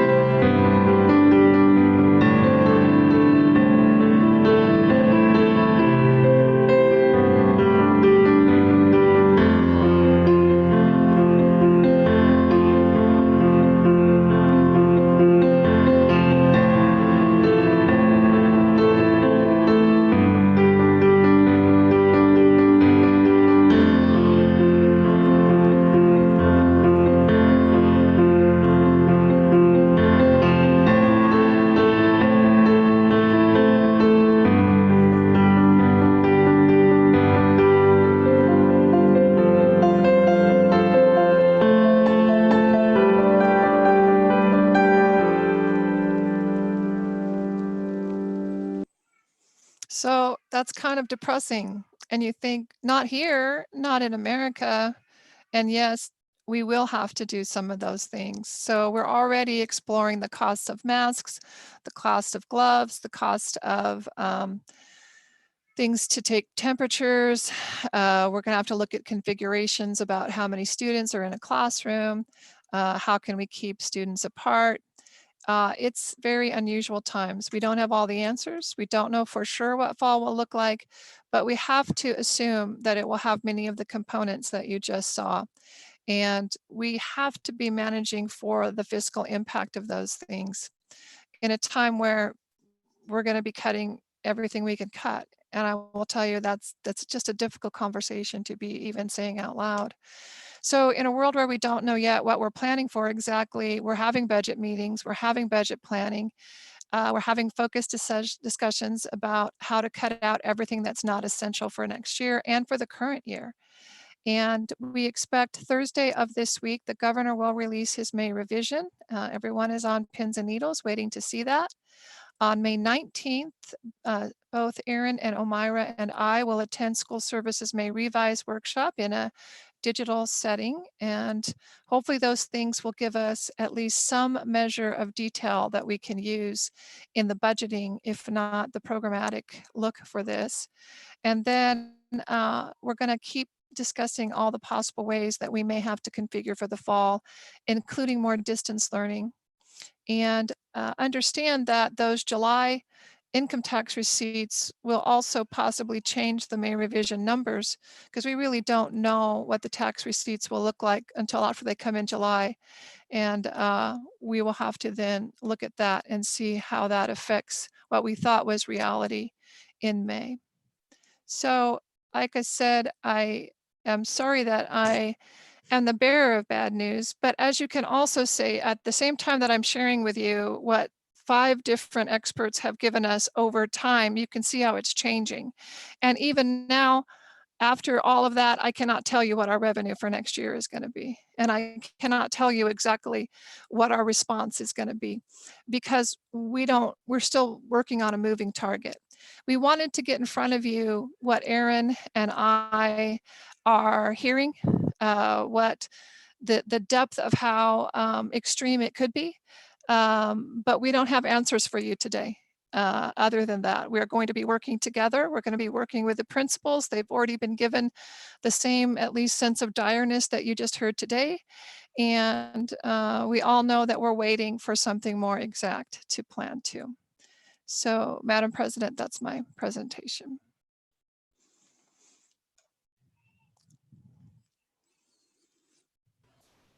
Thank you. Thank you so much. It's, like I say, it's a lot of information to have to lead, and it is information only that you are giving us. It's not an action. Board members, anyone, any comments from anyone? Are you okay, Mr. Block, and then Ms. Anderson? I just like to know where all this money went to. It didn't leave the earth, did it? It didn't what, Harry? It didn't leave Earth and went to Mars somewhere, to the moon. Well, it was money that was never actually here. It was money we were banking on showing up that never showed up. So it's just never materialized, moon or otherwise. So. Ms. Anderson? Well, from one Martian to another, I can explain all of that. No, sorry. What do we know about the governor's budget? I understand that he's reconstituting the budget. Do we have any timeline, Cindy, on when that might be happening? Yeah, that's Thursday. Thursday, he releases his May revise. Okay, so based on that information, then we should have more, enough information to start the process of. We certainly will have the impact. Right. We'll certainly understand more what he believes the impact to be without the reality of the July tax receipt information. And we'll certainly have a better sense where we're targeting. And I feel like, and I don't know if Aaron feels this as well, I will feel much better after 5 days later when I go to school services, because this is their job. They've spent all of them have spent their careers figuring out how to read between the lines and what is out there that we don't know, and helping us put it all together. So I believe Aaron and I will feel a little more confident after we attend that SSC workshop. Not that we won't pour over what the governor puts out, excuse me, but probably the 19th we'll know more. Okay, so I guess that prompts another question, and then I had another question after that. Once you have a better handle on what this all translates to, does it make sense for us to have a special board meeting to go through that information, or how would you see this playing out? I think probably what will happen is at one of our regular scheduled meetings, we'll bring you what is known. So whatever is the first meeting after the 19th, Aaron and I will bring you what SSC has shared and what we think it means. We still won't have everything figured out by then, in terms of, we will still be going school by school to figure out, what are the decisions that each school is going to have to make. But we will at least be able to share with you what the school service has said and what the target is.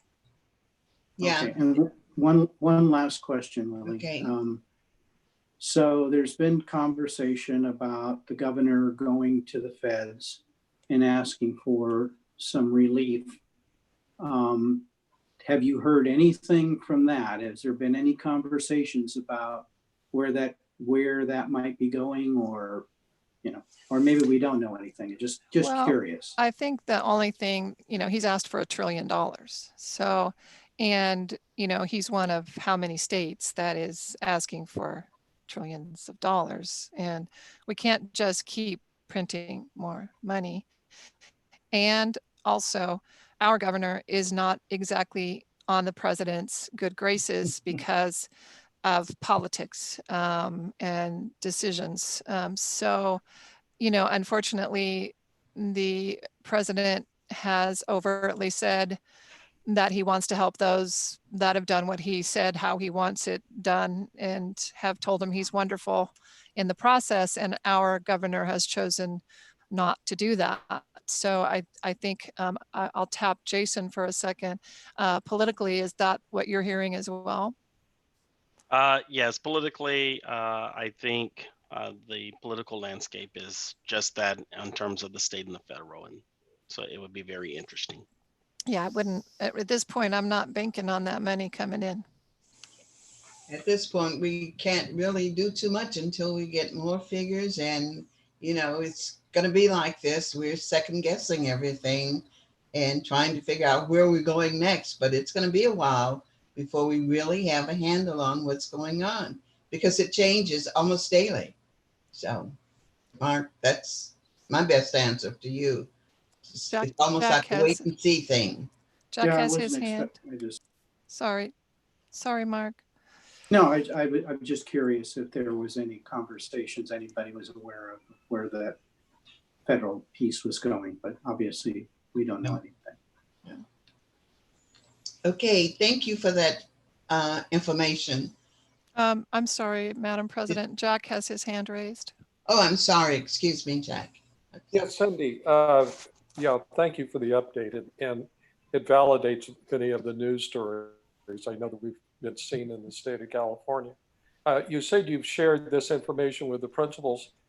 Have they been sharing it with the staff? Do you know, just to pass the information on? I think I don't see a downside with providing information to people, even though we don't have any of the answers right now. Right. So the information that I shared with you, of course, has been playing out day by day. Right. And that level of information from those sources has not been printed out that way and shared with them. But what I have done is, as I shared with you in the superintendent's update, I just completed all of my spring presentations with every staff.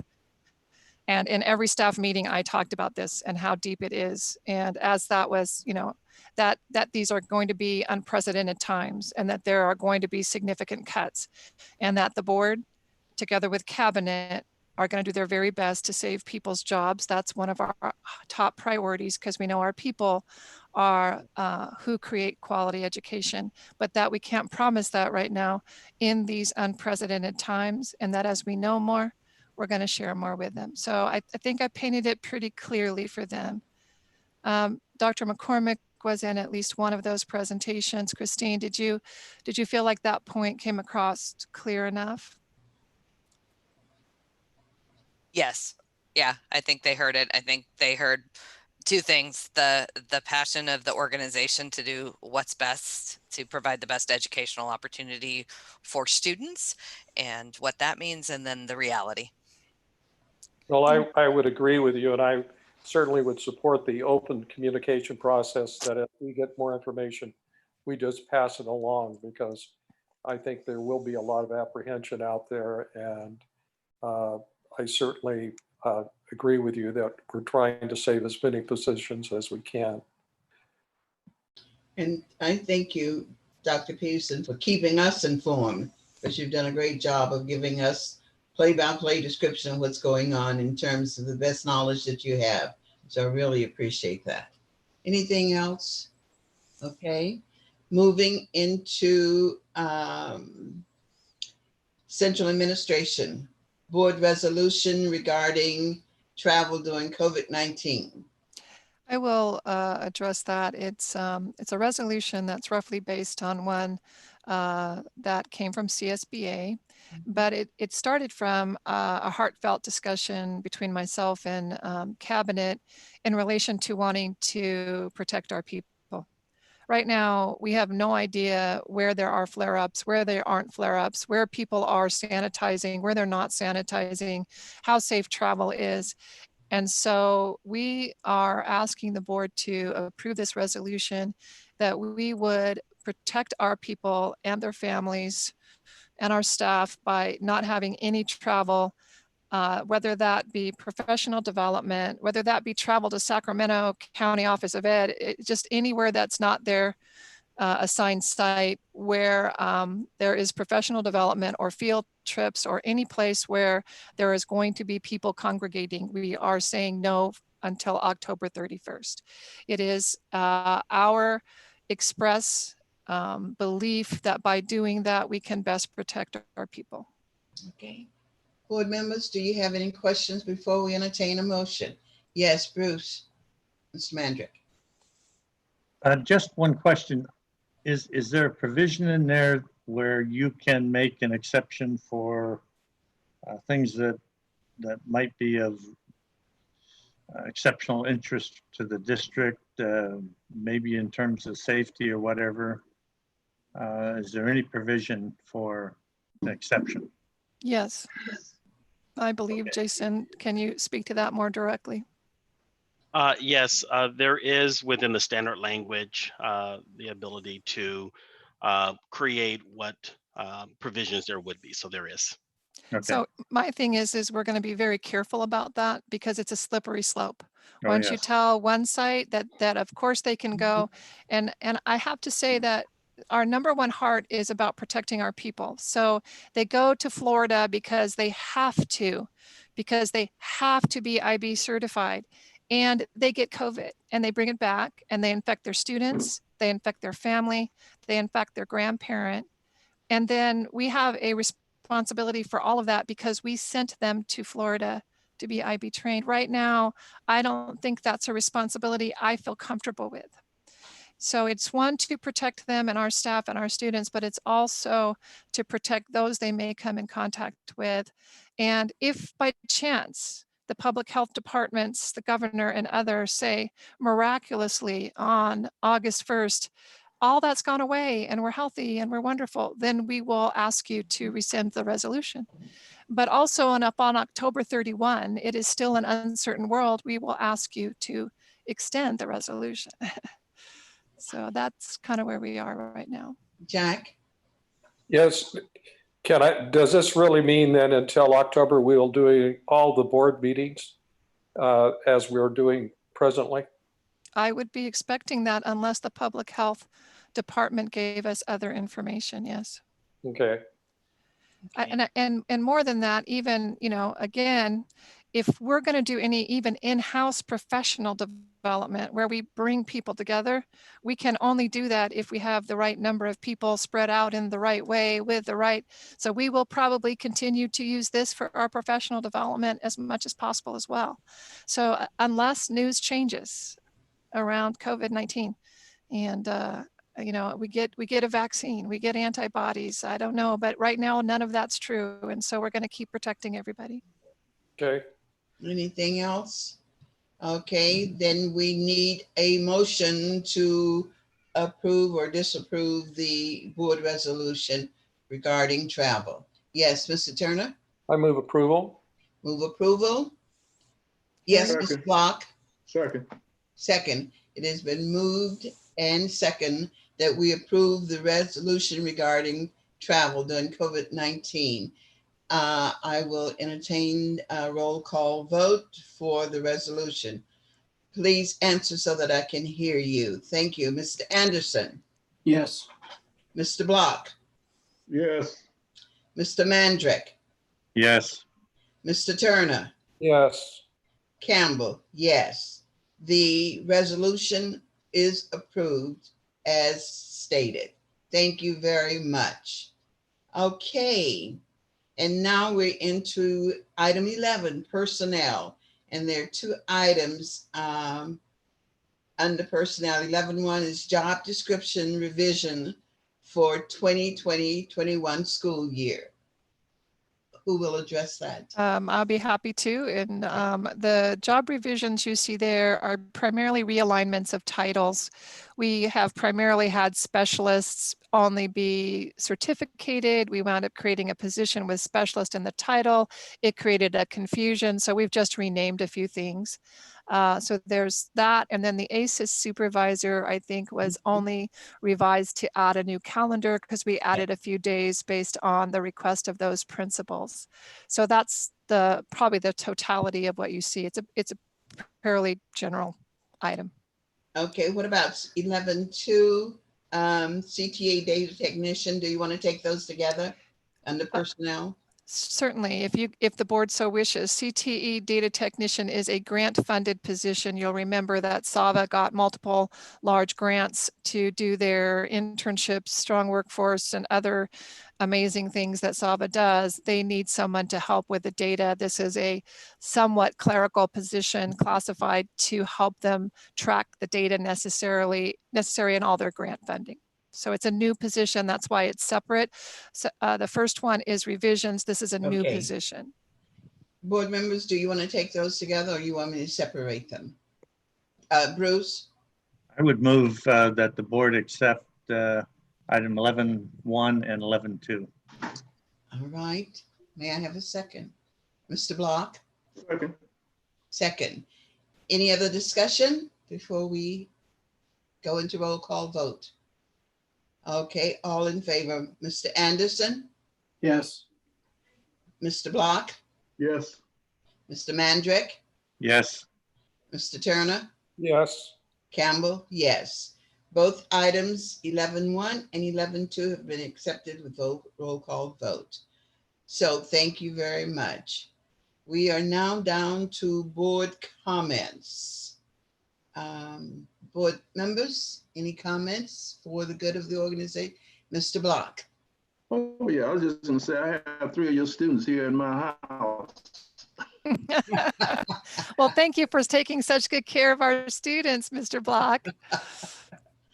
Any other comments? Anyone? Well, I just want to thank everyone for tonight's meeting. The 2 principals who were there with the reports were very, very good. And I applaud all of you for hanging in and holding on and doing the work that you are doing to make sure our students are still getting an education. Mr. Gillespie, Mr. Thornsberry, Mr. Sample, Ms. McCormick, Dr. McCormick, and of course, Dr. Peterson. And Ms. Contreras, thank you for hanging in with us and getting the information to us. Thank you. And board members, I appreciate all the time that you've given to Zoom online and the work that you are doing to make sure that GCC is still functioning and providing the best that we can provide. So thank you so much. When is our next board meeting? Next board meeting? Our next board meeting is May 26th May 26th. at 4:45. Okay. And you will get information to us if you need us for the 15th, Friday the 15th. Jason, Yes, we will ensure that on tomorrow, we will send you the live stream link and welcome you to join us via the live streaming. We're excited about the wonderful event. At 1 o'clock, and that's on Friday, 1 p.m. 1:30. 1:30, okay. and just to be clear, we're inviting you to the live stream, but no one has any obligation to come to the live stream, and Okay. there isn't anything that's needed of a board member on that day, but we'd love to have you come into the live stream if you would like, but don't wonder if you're going to be asked to do something. We're barely managing the moving pieces we have. Understand that. Understand. Okay. Do we have any other closing comments for anyone else, board members? Anyone? Hearing none. I will accept a motion for adjournment. So moved. Second. Second. All right. All in favor? Voting sign. Aye. Aye. Meeting adjourned. Thank you so much, everyone. Thank So just for Blythe, Mark made the motion, Jack seconded it, then it Okay. was. Okay. you. Yeah. All right. And